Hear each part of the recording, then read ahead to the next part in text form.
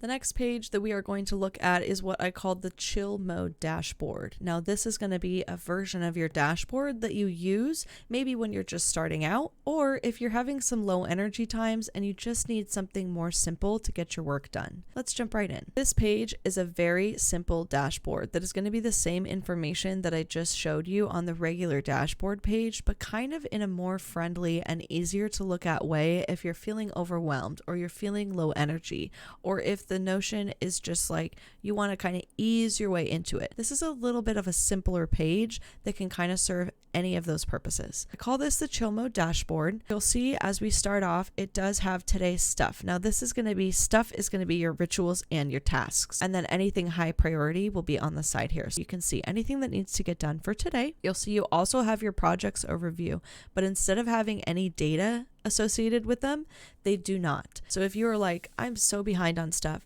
and I need to work on stuff, but I don't want to look at how behind I am on other things, now you can see what projects that you have, but no data with them, so that you don't have to feel bad about where you're at on anything. The other two sections here are content ideas. This page really allows you to come and work on anything, including content. And I do have a way to mark content as high priority too. It's the same way that you do for the task, and you see it will just pop up over here. So if you're like, I really just need to work on everything that's high priority today, that's it, I'm not doing anything else, I need to do the bare minimum, you can come in here and just kind of see only the things that you need to see and make sure that you're not overwhelming yourself further. It also have high priority projects. If you really need a streamlined view of, okay, I know I have some stuff to do, but I just need to only look at those two things, this page is your friend. And then lastly, I do have the notes section here, so that if there is notes that you need, you don't have to go back to the other page. You can look in here for any notes that you may need. At the bottom, I do have some links to